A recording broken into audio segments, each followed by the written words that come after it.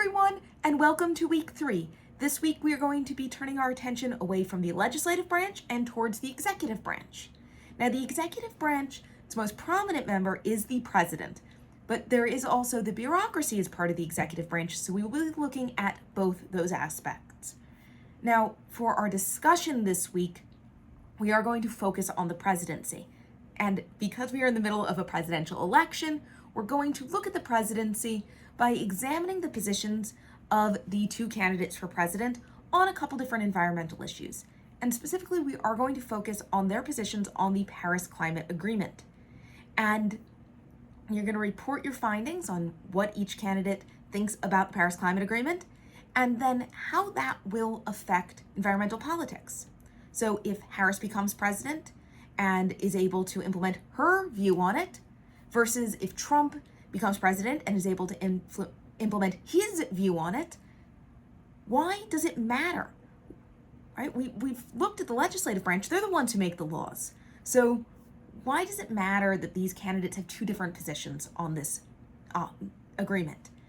Does it matter? I'm asking why, but you have to determine if it matters, and if so, why does it matter? And is it good or bad that it matters? That different presidents with very different views can come in and really change things up.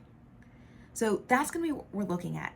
And notice how those questions that sort of, does it matter? Why does it matter? And is it good or bad that presidents can change things up? It isn't contingent, I should say. It isn't necessarily contingent on what position each candidate takes, just that they're taking different positions. And that's important because this week we're not really going to be discussing the merits of climate science, of the Paris Climate Agreement, or of either candidate's position on those things. We're just going to be using that as a way to discuss the power of the president to influence environmental politics. So if you are interested in things like climate science and the Paris Climate Agreement, I promise we will talk about them, but we're going to wait until our last unit to really dig in and discuss those more.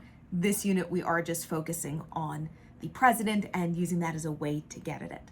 I should note that when I've spoken and in all our written communications, I am going to be saying Harris before Trump. That is merely because in New York State, which is obviously where we are, Harris comes before Trump on the ballot. So I've decided to go with the ballot order when I talk about them too. And if you're wondering why that's a fluke of New York State election law that I'm happy to explain, you can shoot me an email or come to my office hours, which are Thursdays. You can book it on Calendly.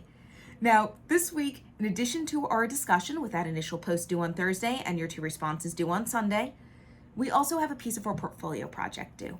This week, you are just going to have a little media literacy activity. It's basically some slides to look at, and if you want, you can watch the accompanying videos, but you don't have to.